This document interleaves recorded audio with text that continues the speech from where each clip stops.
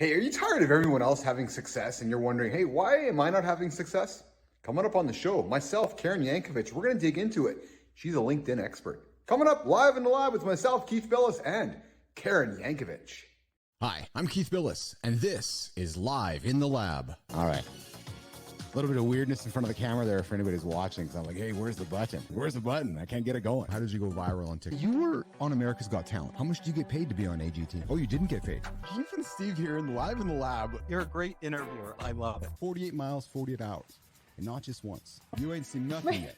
I hit 50 last time, and I'm like, yeah, things are a little different than they were 10 years ago. So trust me, things are to keep. You have no time for the BS that much of society seems to put on the table. Why is that? Like, what you're talking about is real right now. There's just no bullshit here, but it's just real. We brought you in with some Marley. I said, Joseph, let's talk music for a second. You said, well, Keith, oldies, 60s, 70s, and 80s. I've never talked to a sir before. Why are you a sir? In many ways, we're the same story.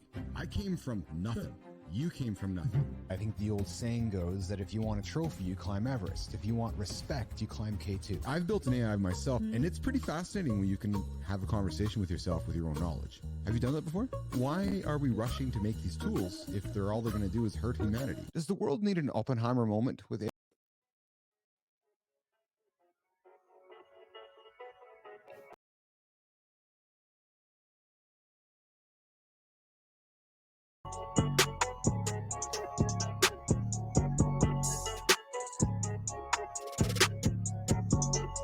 Hey, guess who? Took a few seconds to get the button sorted out, but I got them sorted out, and I'm here. Sitting here with Karen Yankovich. She's over there. I'm over here. We're here to chat today on a Rest and Recovery Wednesday. Yeah, we're always just dating the show. You know why? Because we do them every single day. So if you get behind, you're like, holy fuck, I got to catch up. Yeah, it's true. I'm excited today. Karen Yankovich, are you just tired? You're like, oh, that guy's having success over there. Hey, that woman's having success. Why do they all have success? And why am I not having success? I know why. You got to go look in the mirror. Yeah. Just go look in the mirror. Go look at yourself and think, well, why am I not having success? I know why you're not having success. Because. Oh, Karen's just totally fucking jealous of my amazing intro video skills. Nah, she ain't fucking seeing anything yet. It's funny. So I've met this woman 5 minutes ago for the first time, and the third word into her first sentence in our life, she's dropping the F-bomb. Yeah.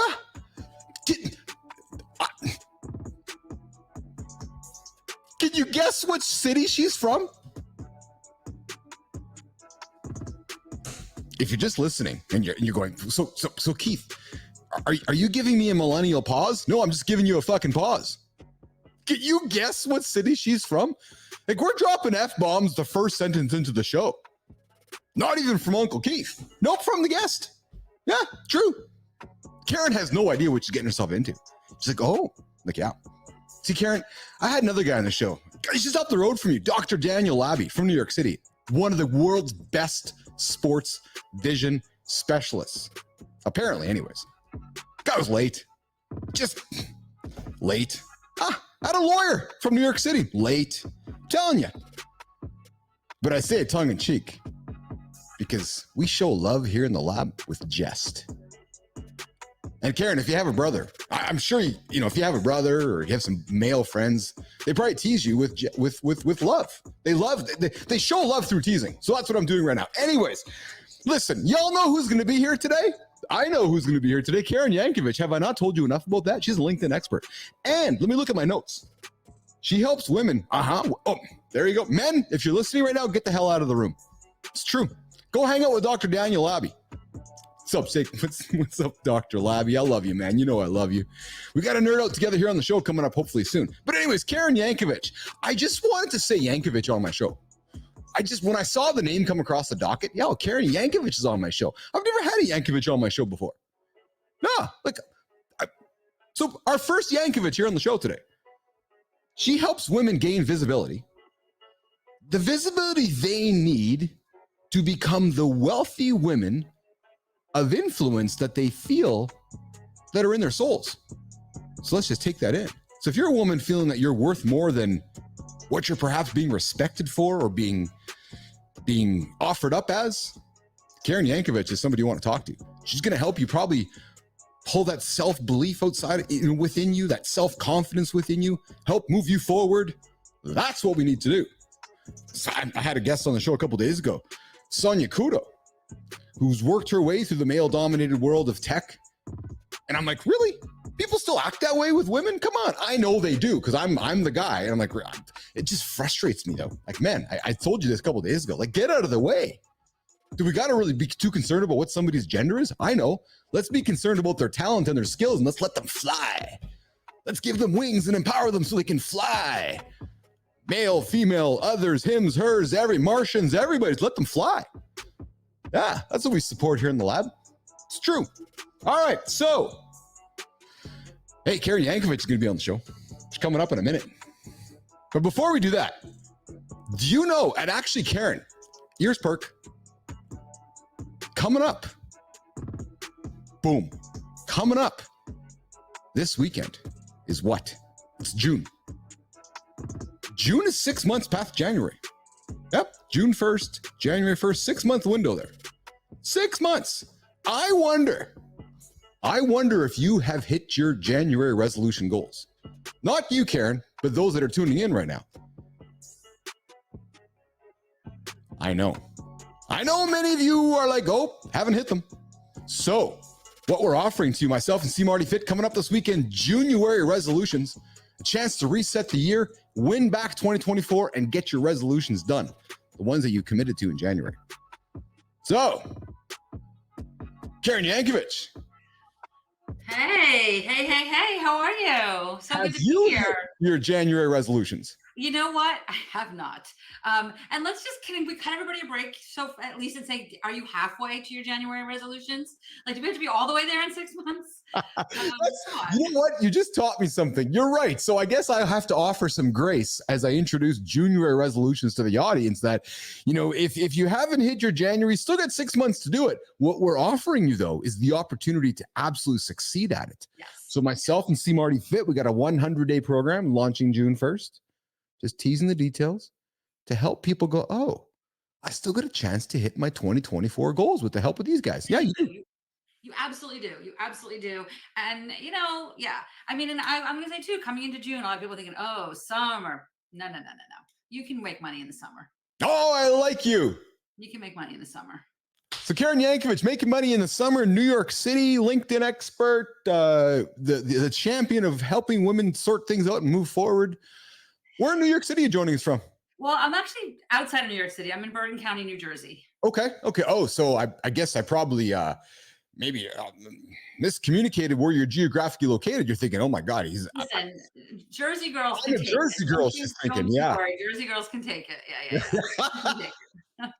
Speaking of Jersey girl, you have a pretty awesome podcast. I think I do. Yeah. The name of my podcast is called Good Girls Get Rich. And, you know, at the end of the day, I honestly don't care what your body parts are or how you identify. I just think more women need to have more money because more money gives them more choices. And in this world we're living in right now, we need more wealthy women so that more women have the finances to be able to make the kind of choices they want to make in their life. And no matter what anybody says, it comes down to money very often. So that's how I contribute to the world, is helping more women make more money. And my podcast is a part of that. I love how simple and straightforward that is. I wake up every single day helping women make money. Boom. That makes me happy. We have this big old gender wage gap still that is only getting bigger. It's not getting smaller. Certainly through the pandemic, it got bigger. It's still, last I heard, it was like 5 years ago, it was like $500 billion, like for the same jobs, right? I'm not whining about that. I think there's a big pie. No, I am. It's just ridiculous. Yeah, you know what? I look at it as there's a big pie out there that I want a piece of. Oh, okay, sure. Right? Yeah. Like there's a lot of opportunity there. So we can, yeah, it sucks, but let's change it, right? Let's change it, and for ourselves and even for other people. I spoke to somebody yesterday that was talking about she has a daycare and she's thinking about selling her daycare. And so she's a woman that created this business. And she's like, what do I do when I sell it? And we were talking, and it was a group, like she's not a client. It was like a kind of a more mastermindy kind of thing. And I was like, you know what? So many women start daycares and none of them think about what the exit plan is. What if they start selling it? What if your role on this planet is to help all these women that are starting daycare centers sell their daycare centers on the other side of it? Now you're contributing to that ripple of helping there be more wealthy women in the world, right? And that's the kind of conversations I like to have. Well, that's brilliant, Karen. Good for you. You know, I listen. So I know I'm obviously of the other gender, but I'm going to tell you, I booked you on the show because of what I saw, what you believed in, and I'm like, it frustrates me that we still have to have these conversations in 2024. Like I joke that I'm ancient. I've been around since like before Christ. And we're still having these conversations that we talk, okay, she's a female, we're going to pay her this. He's a male, we're going to pay her that. I know. But you know what, Keith? There's hope. I'm going to tell you a little personal story. I have a granddaughter who's 6 years old, and she was with her Daisy troop visiting the town. And the town they live in has a female mayor and a female deputy mayor. Nice. And they gave the kids a tour of the town, and then they sat the kids down and said, "Do you have any questions for us?" And my granddaughter stands up and says, "I understand that girls get paid 25 cents for every dollar men get paid. I want to know if you, like the mayor and the vice mayor, if you get paid equal to what the boy mayors get paid." I was like, "You go, girl. You go, girl. This is the generation we have been waiting for, you know?" So there's hope. I just got goosebumps and my eyes welled up with emotion. 6 years old. And one of her friends stood up and said, "The parks don't have enough bathrooms for girls." You know, there's right, like, good for you, right? Like, so they're being taught that they can ask the questions, and let's just hope that the world they grow up in supports them to be able to continue to be curious and ask the questions. Mm-hmm. Mm-hmm.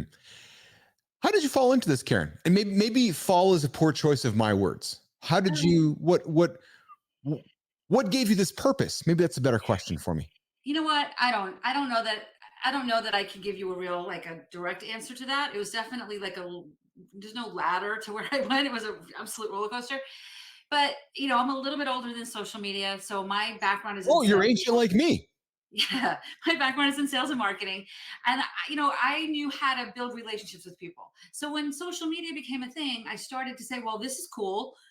You know, now we can be on the same playing field as like Coke and Pepsi. You know what I mean? We have the same tools they have, and they don't have to pay for them, right? So, but what I saw very early on was that everybody was kind of trying to be all over the place.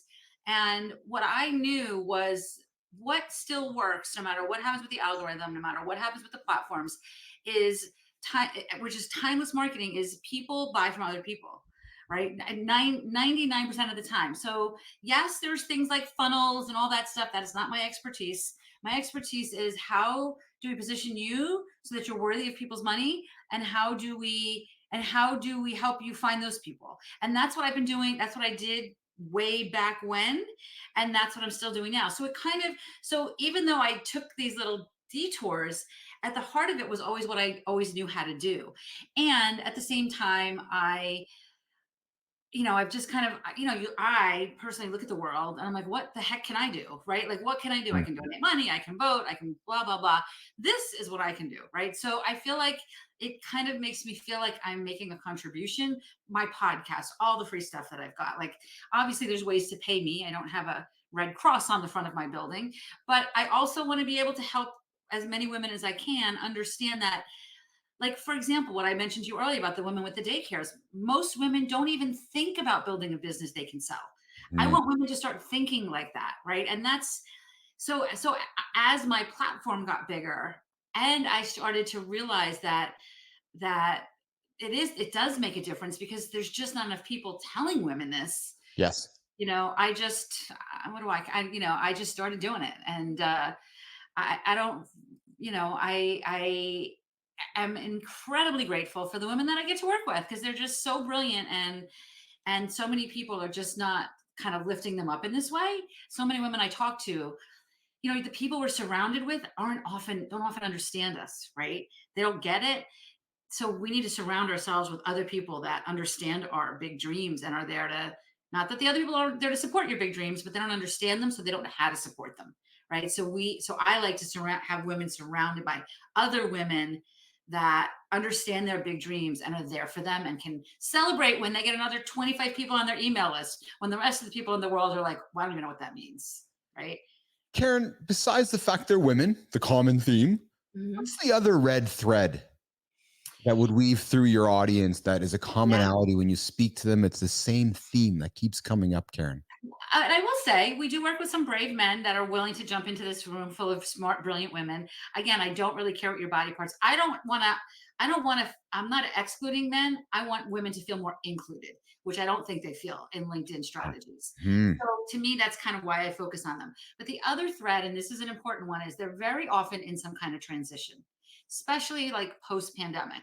Maybe they didn't go back to the job they thought they were going to go back to, or maybe they're ready to leave corporate and go out on their own as a consultant. They've got years of expertise, but no experience as a consultant.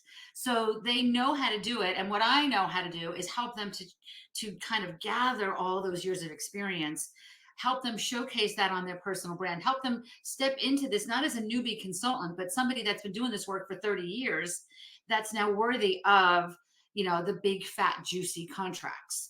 So there's usually, that's typically the thread, is there's some kind of transition. Sometimes they wrote a book. Sometimes they want to start speaking. Sometimes they just want to make more freaking money. Like they've been stuck with all the coaches, and no disrespect to coaches. Well, maybe a little disrespect to coaches that are coaching the let's hit six figures mark. I mean, with all the overhead you have, I can just look at you, the microphone, the headset, blah, blah, blah. We have overhead as entrepreneurs, right? We're not making enough money if six figures is our goal. We could go work at Macy's and have the same money in our pocket.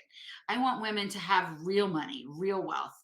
So when they're kind of done with playing I want to hit six figures this year game, that's where I want to go. That's when I want to get my hands on you. Karen, what's real wealth to you? Choices, freedom. Like 100%.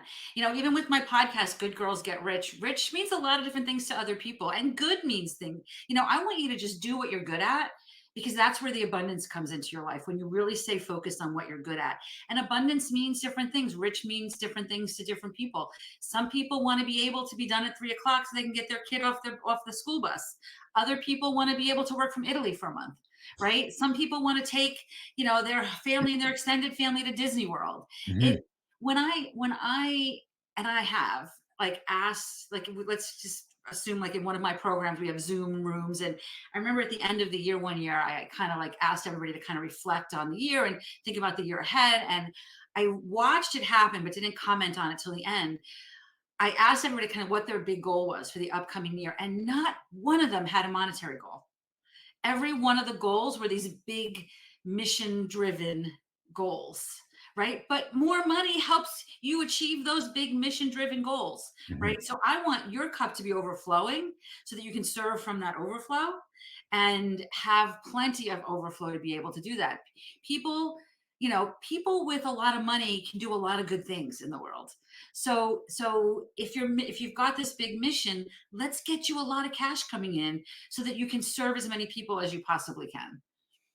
It's pretty simple, isn't it? It certainly seems that way. But it's not easy, right? It's not easy, but it does, and things change, but which is why I kind of stay focused on what I know is timeless, which is people, like relationship marketing, right? If I ask 100 people, where did your biggest opportunity come from? 99 of them are going to tell me a referral, right? So, but we're out there, and I post on all the platforms, right? We're out there posting on all the platforms. I want you to put referral-based focus, put a focus on, how do we make referrals repeatable? Who are the people? How do we meet more people? How do we fill our world and fill our networks full of the kinds of people that can give us those big, fat, juicy referrals? Once you know how to do that, and you know how to bring those big contracts in, then you can pay people to help you with things like the funnels and scaling your programs and all that stuff. But first, let's learn how to make some money with some big, fat, juicy contracts. I call it let's flip the funnel. Stop focusing on the $10 things, and let's focus on the $10,000 things. Love it. Well, yeah, because it takes just as much time and energy to sell $10 as it is 10,000. You might as well go sell 10,000. It does, and it comes down to imposter syndrome and all the things that we put in our way of why we don't do that. Most of the people I work with are not newbies. So they've got the expertise. They just feel like, well, I've never taught a yoga class before, so how can I charge, $1,000 for a full day yoga retreat? Well, because you've been doing this for years. You're coming to this with all this expertise. You just have to own it, and then think about, if I've got $5,000 in my hand, or $25,000, whatever the number is, what big, fat, juicy thing can we do? What can you do for me? Right? I'm not asking you to overcharge. I want you to have enough budget that you can over deliver. Right? So, like, if you've got, like, I had a corporate client one time, or a woman that worked with corporations, and she came to a call going, all right, I've got this $5,000 thing, but I know you're going to want it to be a $10,000 thing. So let's just assume it's a $10,000 thing. So we kind of crafted a big fat $10,000 offer. And then I said to her, what if it was a $20,000 offer? And her eyes lit up and she said, well, then I can go on site once a month. I can administer these assessment tests personally to all their people. She rattled off all this extra stuff she could do. I was like, well, that's amazing. Who doesn't want that? Why are we focusing on the 10th? Why are we not focusing on the $20,000 thing, right? Instead of the $10,000 thing. So that's kind of what I mean by crafting your big fat juicy offer. It all comes together though with, you need to look worthy of that, right? So that's where LinkedIn comes in, and your profile, and who you're connecting with, right? The kinds of recommendations you're getting and the kinds of referrals you get.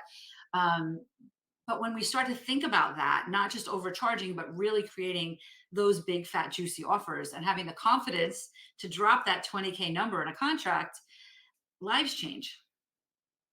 Lives change. You mentioned LinkedIn. Mm-hmm.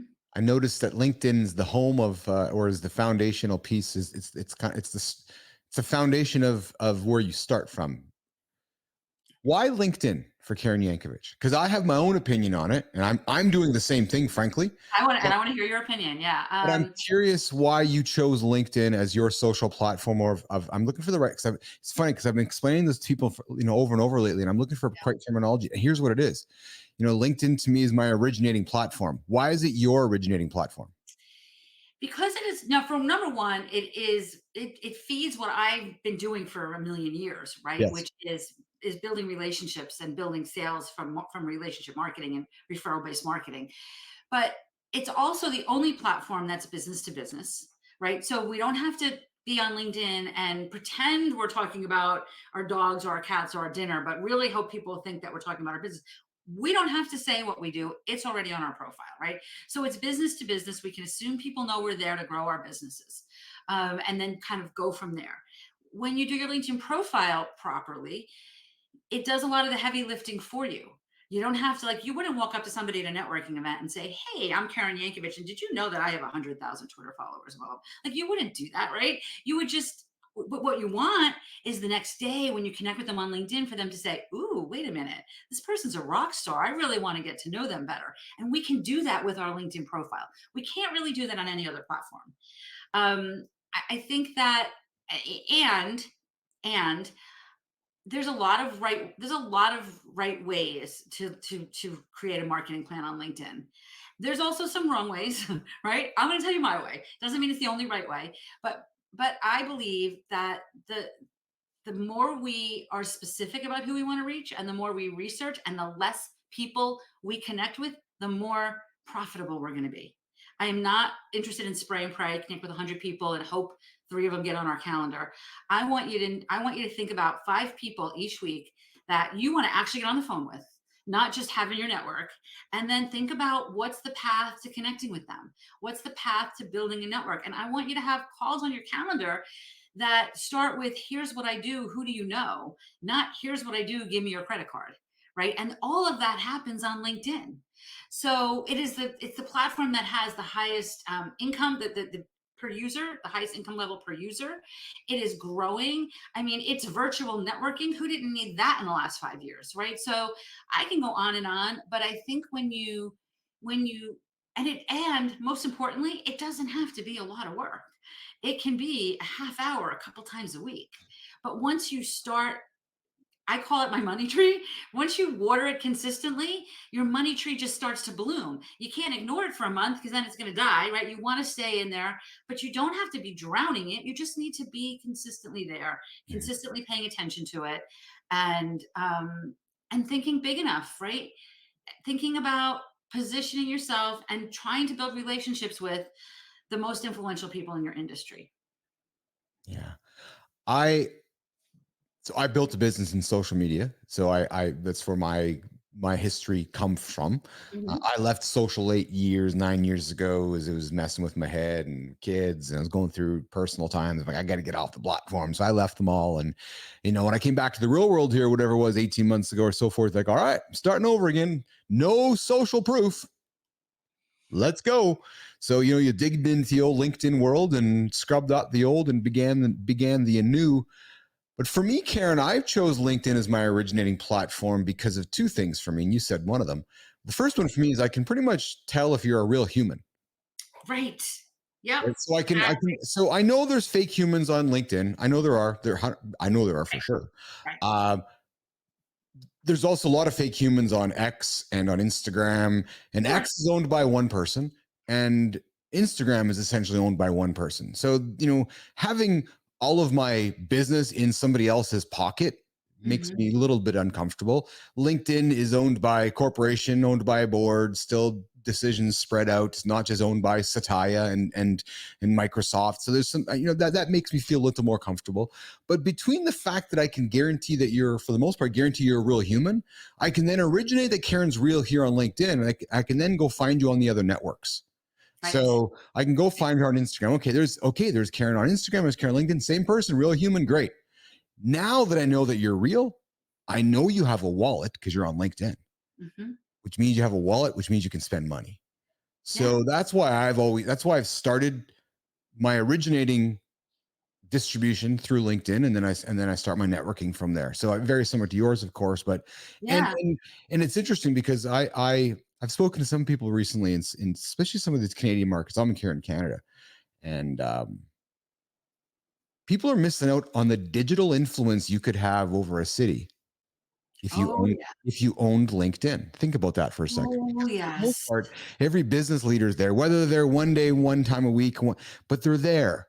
So if you're somebody who's wanting to campaign for office or have some influence in a city, Mhm. I don't know about you, Karen, but I'm thinking that I'm going to make that the pillar of everything I do in that city starts on LinkedIn, and then it Brilliant. distributes into the analog world. Because Brilliant.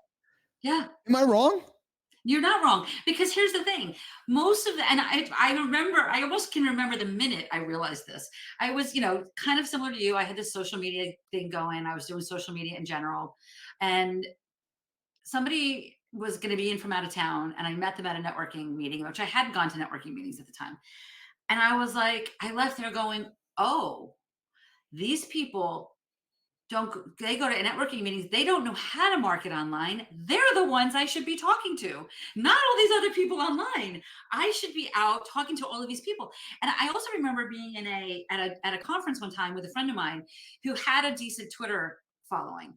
And I said to her, start tweeting. She's like, tweet. I'm like, start tweeting. She's like, why? I go, because nobody has as many, other than me, nobody has as many Twitter followers in this room as you. And when you start tagging the speakers and tagging the people running the event and tagging this, you're going to look like a rock star, just simply because of the number of followers you have. And she was like, oh, okay. And she did. Like, we don't realize when we are building our business online how much of a rock star status that gives us to our local communities that are not necessarily building their platforms online, right? So that immediately gives us, one thing you mentioned was the social proof you didn't have, right? It immediately gives us that social proof, Mm-hmm.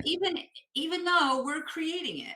And we don't want to create it with BS, but we can create it. And I want to mention one other thing about social proof, because this is a big part of the work that I do. Because I mentioned to you that a lot of the people are in that transition, just like you said you were, right? I had no social proof, and here I was starting this new thing. That's why a big part of the work that I do incorporates PR into my process. Because when you don't have testimonials and references, because you haven't actually done the work the way you're laying it out right now, what you want is people, the PR is going to give you credibility, right? If you go to Google right now and you throw my name in a Google search, I have 10, 20 pages maybe, right? It's all completely created. Oprah did not come knocking on my door, right? You did not come knocking on my door. I'm pretty sure I probably found you, right? I'm not actually sure how that worked, but typically when you're doing this stuff, if you go out and look to build relationship with other influencers, people that have an audience of people that are might be interested in what you do, it does two things for you. Number one, it makes your marketing magnetic, right? Because I'm hoping somebody listening to this is going to follow me on LinkedIn, right? Or connect with me on LinkedIn. And maybe we'll start to build a relationship, and maybe they'll either be a client or have a referral for me or something, right? It helps make my marketing magnetic. So I can have less of those, give me your credit card calls, and more of those, hey, you need to meet my friend Karen calls, right? So it does that, but it also gives you the credibility that you need while you don't have that social proof as you're building this new chapter in your life, right? So for example, anybody listening to this, right, if we're not connected on LinkedIn, you should connect with me. If you're listening to this on YouTube or on Apple Podcasts or wherever Keith puts his stuff out, go on over to LinkedIn and connect with me and with Keith and any other podcast hosts you listen to, and start to build relationships with these people. These are the most influential people in your industry, right? If not in a fake, I get a ton of pitches for my podcast every week. I'm not talking about doing that. I'm talking about building actual relationships and say, hey, I heard your interview with Keith. I loved when you said this, this, or this. I've got a point of view on that. I wonder if it's worth having a conversation on your show about that, right? Mm-hmm. That's an interesting conversation that I might want to have, right? So using LinkedIn to just be the hub of building relationships from all the other places that you spend your time. I love that you said there's many different ways to market yourself and be active on LinkedIn, because it seems every single week there's a new LinkedIn guru popping up, right? Offering this, offering that. And it's funny. And what's very unfortunate, Karen, is that we as humans associate somebody's social proof, their followers, with their LinkedIn guru-ness. So for example, I had a guy knock on my door yesterday with, I think it was 528 followers, and his profile was just jacked up with how much he was a LinkedIn expert and a guru. And I was like, okay, what's unfortunate is that I'm judging you not as that. Of course you are. But right? yet in his community, probably, and I looked a little deeper within his community, and I won't get too specific. I'm thinking, yeah, your community looks at you as an expert. Right. Yet we've been so conditioned socially to look at, oh, Karen's got 15,000. Oh, that guy's got 150,000. Oh, Joe's got 500. And we judge with those numbers. It's unfortunate, Karen, but it still exists. And then I imagine you add on gender to it, and it makes it even worse. For sure. But you know what? It's gonna those kinds of things are always going to exist, right? Yes, It's kind of like I use like LinkedIn profile. Like, what does your LinkedIn profile look like? Almost like an example: if you move into a new town and you need a dry cleaner, and there's 2 dry cleaners in town, and one has pretty flowers outside the door and a little bowl for dogs when they're walking up the street, and beautiful branding and stuff, and the other one, the door's falling off the hinges. It looks like they haven't cleaned the screen in 5 years, right? Which one are you walking into, right? You're walking into the clean one that feels more welcoming, right? Yes. We have no idea who the better dry cleaner is, but we're going to walk into the one that makes us feel more welcoming. So we need to do the same thing. We need to do the same thing with our LinkedIn profile. We need to make it easy for people to look at our profile and go, okay, they look like, worthy of at least my time. And that's the first thing we're asking people for before we're asking them for their credit card, is we're asking them for their time. Review my stuff, get on the phone with me, whatever it is, right? So you first need to look worthy of their time so they can check you out, which is why I love you having this show, me having a podcast, because it's another way for people to kind of just get a sense of if I'm somebody that they would connect with. Because let me tell you, I don't connect with everybody. I'm sure you don't either. And I want to know, let's know that up front, right? So, it gives us a way to attract the right people. I think you've just pointed out my problem. The reason people aren't connecting with me is that because I'm always in their face. Every morning I'm doing a morning show. Every day at 1 o'clock Eastern time, they're like, Bilous is always around. Yes, I am, because I'm building trust in a world of AI. Well, and that, you know what? And that's important. That's important. I have such a love-hate relationship with AI. I have a geek inside of me that I can tell. Spend hours and hours and hours on like ChatGPT. But if you look at about a year and a half ago, like January of whatever 2023, I did a podcast episode of why you shouldn't be using AI with LinkedIn. And I left it there because things change, right? But at the time I was like, oh, no, you need to be real. Well, yeah, you need to be real, but why don't we use AI to say, what are the pain points our clients are having, or what are the 20 podcasts our clients listen to that have guests that maybe I should listen to and build a relationship with, right? There's so many ways we can use AI. I'm not a fan of automated messaging.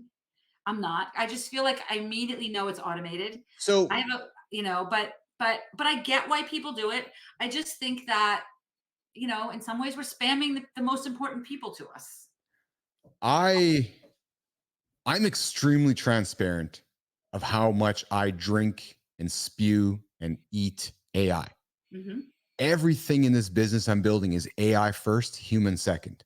Okay, cool. Why? So I can be more human than ever. Follow me.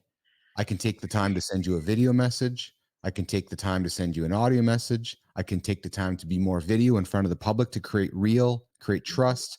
Every single morning at 6:30, I have an AI generated newscast with my voice, and it drops for my audience for Nation every single morning. Why do I do that? To build consistency, to build trust. But then I really build trust by inviting you to come spend time with me live in the show. So I use AI to fill the gaps within the day so that you really know that I'm real when you Okay, do get the that's time to spend fair. with me, right? So do I use AI generated comments? No. Do I have an AI GPT that knows how to write with me, that if I want to respond to a comment in an appropriate way, that I run that comment through my machine before I send it out? Yes. Why? Yeah. Because it's a more personal response, and I can do now 3 comments instead of 1. So I've used AI as tools to make me more human. I completely agree.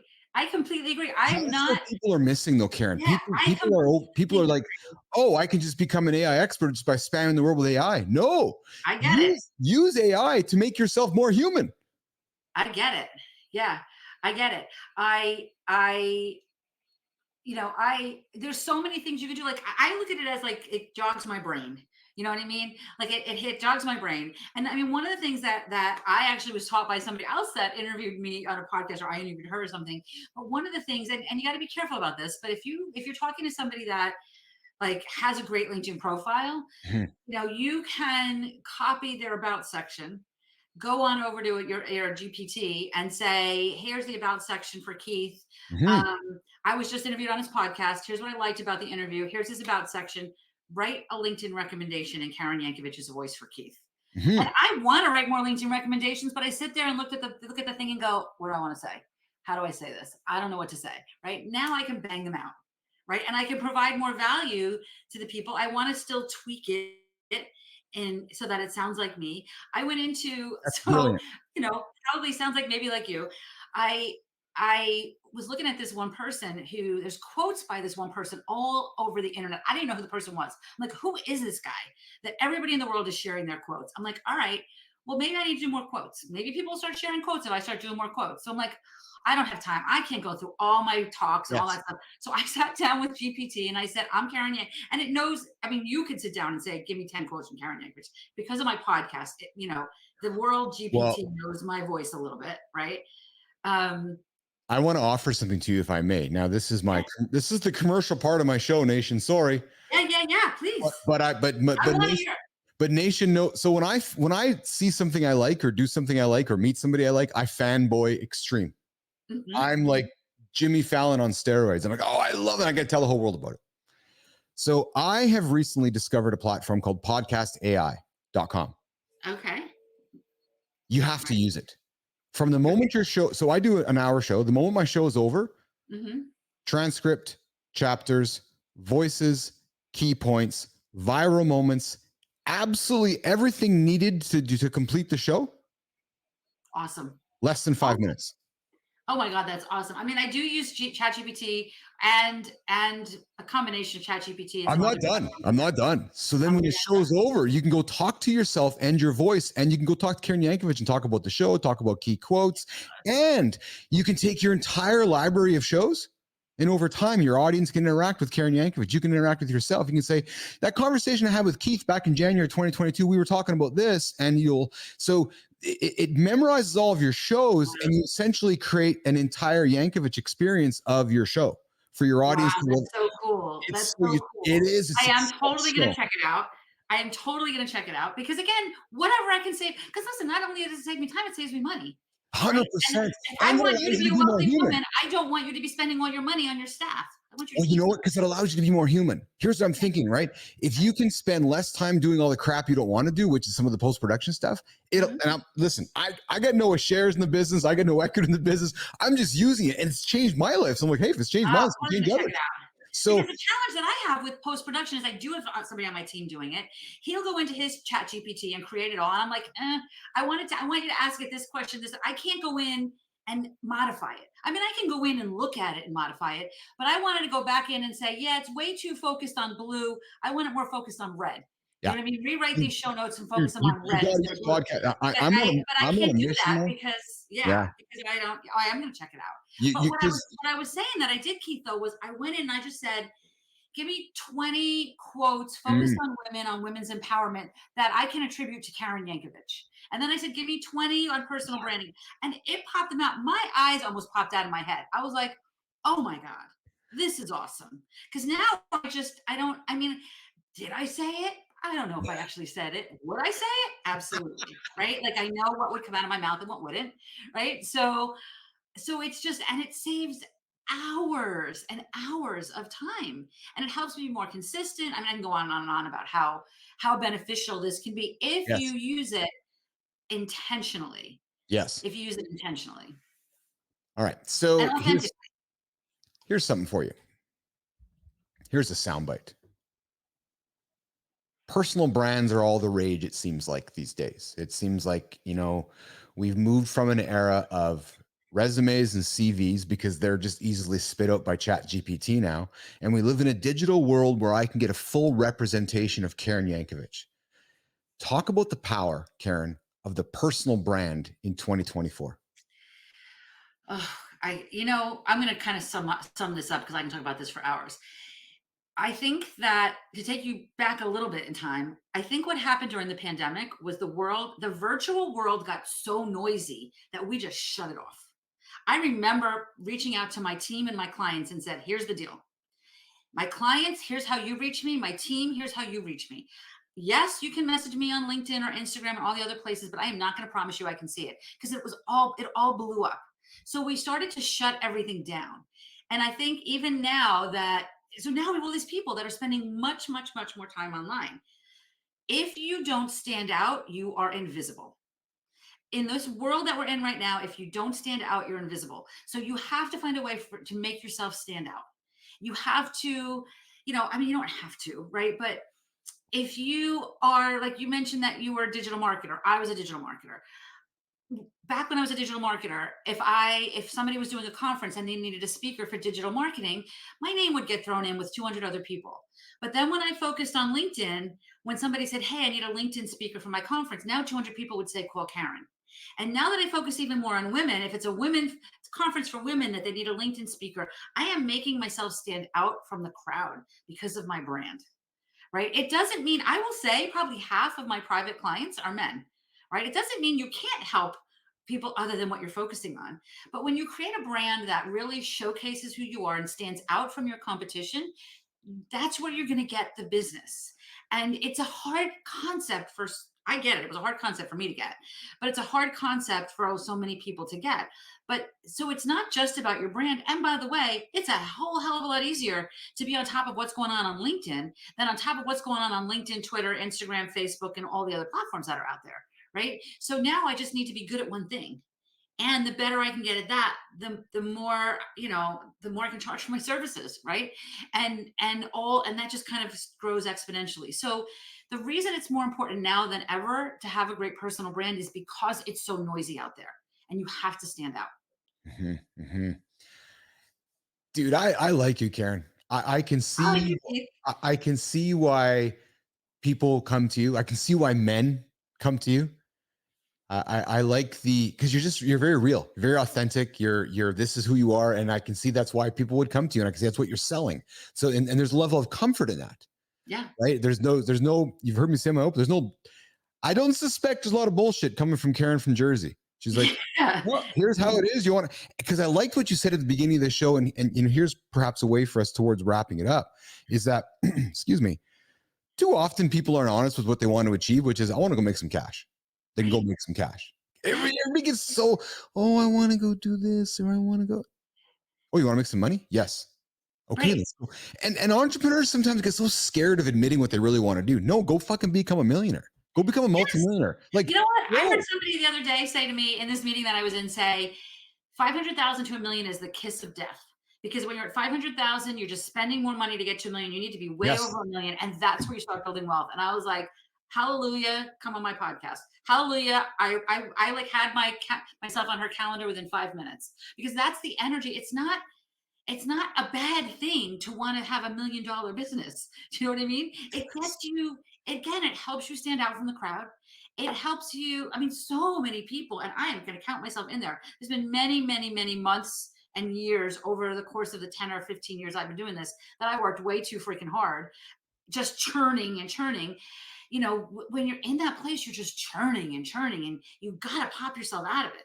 You got to pop yourself out of it. And the six-figure business, even it's so interesting because I've always said, like, I need to see $250,000 business in your future for me to work with you. Like, so I'll talk to people because I want to get a sense of what even if they don't see that $250,000 business, I need to see it. Good for you. Good for I'm you. almost thinking I need to see $500,000 business in there because they're still in the churn. They're still in the churn at that. So you can get out of that, but you got to think big enough.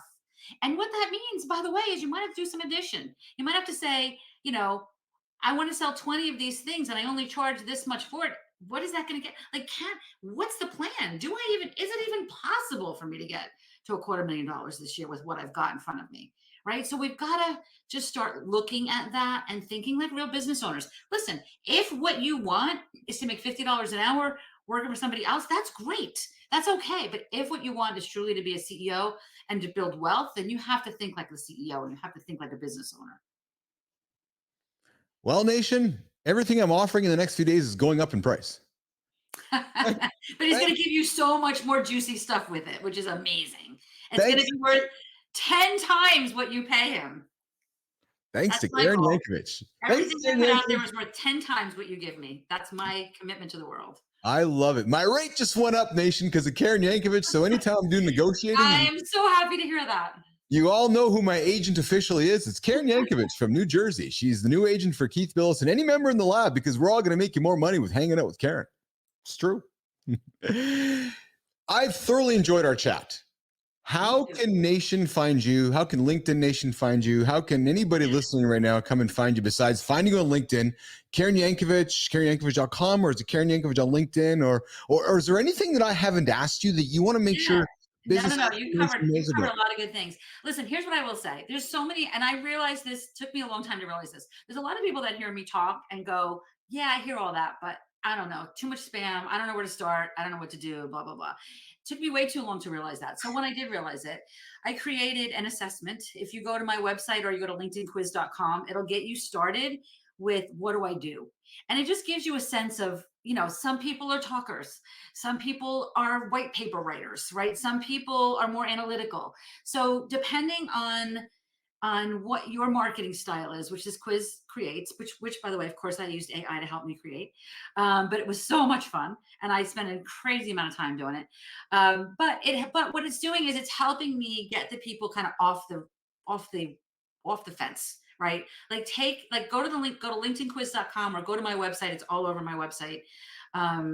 And just get started. And it gives you some sense of the first couple things to do, maybe a couple things not to do based on what I think maybe your natural tendencies might be based on the assessment that we've given you. And it just helps you get started, right? Getting started is sometimes the hardest part of all of this. Like I said to you, it's not a lot of time. It's a little bit more time up front as you create the marketing plan, but it's not a lot of time. And if you take the assessment or listen to my podcast and you feel like you want more, trust me when I tell you, at the end of all of that, there's plenty of opportunities to book a call with me or connect with me on LinkedIn. Certainly you should do that anyway. And I'm happy to chat with anybody that wants to know what it looks like to get help. Karen, before we say goodbye, you said something which prompted me to maybe go a couple minutes longer with you, which is, even if somebody listening right now is thinking to themselves, I don't really need Karen's assistance. LinkedIn is not that important to me or whatever. Perhaps not today. Take it from somebody who will offer you this. You don't know what you need in 2 or 3 or 4 or 5 years from now. And I can assure you that it ain't going away. Like LinkedIn is not going away. And Mhm. as long as you have a pulse and you need a job or you need to kind of exist in the digital world, you're probably going to need the platform. So I would invite you to at least call Karen to say, hey, can you help me out and do these things? Because there are also people that can help you do things on LinkedIn where you can go to work all the time and you can get things done while you're still at work. The point I'm trying to make, Nation, is that neglecting it is probably, because I did, neglecting it is probably the biggest mistake you could make. Call Water Karen. that money tree. Water that money tree. We're never going to get this done, by the way, if we keep this up. But one more thing, when you mentioned LinkedIn thinks itself, and maybe they're right, as the #1 content platform on the internet. Think about that. Say that As again. Say you that think again. about your SEO and you think about all the time you're putting on your website and all that stuff, think about, are my LinkedIn posts coming up? Is my LinkedIn profile coming up? Am I doing that? Like the Yeah. #1 content hub on the internet. Okay. So just at the very least, do a great job with your profile. Think about what those keywords could be and start putting some content out there because people will see, it will help bring that magnetic quality to your marketing. Yes. That's exceptional. So people, get your content onto LinkedIn. Go knock on Karen Yankovich's door. Go do the LinkedIn quiz. Did you say LinkedInquiz.com? Yes. But that doesn't always work. It's forwarded Really? to that. Yeah, I know. I know. There's people that say I went to that URL and it does. I do it and it works, but then people tell me it doesn't work. So if it doesn't work, go to my website. Um, I don't know what's wrong with it. Sometimes it works, sometimes it doesn't. But KarenYankovich.com, it's got the link all over the place to it. KarenYankovich.com. Listen, I promised C. Marty this morning. I do have a morning show. I think you have to come on the morning show. Sure, I'd love to. I think you need to come hang out with us in the morning show. I figure you might have an opinion every now and then. I might. I'm thinking Sure, I have an opinion if you need me to. a woman from Jersey who's built herself a successful business. I'm thinking might have an opinion or two every now and then. Speaking of, I'll throw it to you if you have a minute for me. Yeah, So today's topic of the day in the lab is hustle culture toxic or necessary for success? Oh God. I kind of want option C, but if I have to pick from those two, I'm going to go with toxic. I Interesting. I don't think it's toxic, but I also don't think it's necessary. I think Interesting. that you Interesting. can build that like I said to you earlier, I don't want you to reach out to 100 people on LinkedIn because you will swamp yourself and you'll never get to the point of booking another call. But if I said to you, pick 5 people, look to get on the phone with them and look to book one $10,000 contract every week, you're now making $40,000 a month. Okay? Like just flip the funnel. Think about, strip out all the crap and dial in on who you need to have on your calendar and what the big fat juicy opportunities are. And you don't have to hustle and it doesn't have to be toxic. It can just be simple. Excellent. Well, so we can agree to commit to that. We won't agree to disagree, but we will agree to commit to we will agree to have a further discussion on that. I think it's a bit of a. I think there's a time and a place for hustle. Mm-hmm. I think I think there's a time and a place for perhaps more relax. So I will, I talked about it this morning in the morning show, Karen. I've made mistakes in my life with hustle culture and how I've managed and led people in the past where it's like, it's go, go, go, go, go, go, and not recognizing your needs might have been different than somebody else's and that your needs aren't the same as mine. And I've made those mistakes. However, I think that, I go back to how we started the chat. If you want to fucking make a lot of money, you got to hustle. I'm sorry. If you want to make life-changing money, I'm not talking 500 grand. I'm talking selling for 30, 40, 50 million. Hello, I've done it. You have to hustle. Okay. I'm not going to disagree with that. I'm not going to disagree with that. So let me finish. Yeah. If you want to make your 5 calls a day, that's great. I'm making 7. Yes. And you tell me you're making, the barometer, right? You tell me you're making can dial 7, it up and down from there. when you tell me you're making 7, I'm making 9. Well, and here's the thing. I don't want you to make more than you can follow up with. Yes. Because if you do too many, then you're going to start dropping balls. Right. And that's where you lose money. That's a money leak in your business. I want you to focus on the big opportunities and laser focus on them and land them. I mean, it's funny that you say that because sometimes I refer to myself as like the anti Gary Vaynerchuk. He's the, like, we're both from New Jersey. He's the guy you got to hustle and got to work till 3 a.m. I'm like, F that. I'm done at 5. I'm done at 5, 6 o'clock. Yes. I might be working at 3 and I might start at 3 in the morning sometimes if I got a lot going on. Right. Yes. So I'm not saying that you don't want to have periods of hustle in your business, but I think that it doesn't have to be burn yourself out and hustle. No. So that I think you can build an engine that runs without you and then have bursts of hustle. What you just said is the key. The goal is you hustle till you build the engine where it can operate without you. So I go back to the metaphor I use all the time.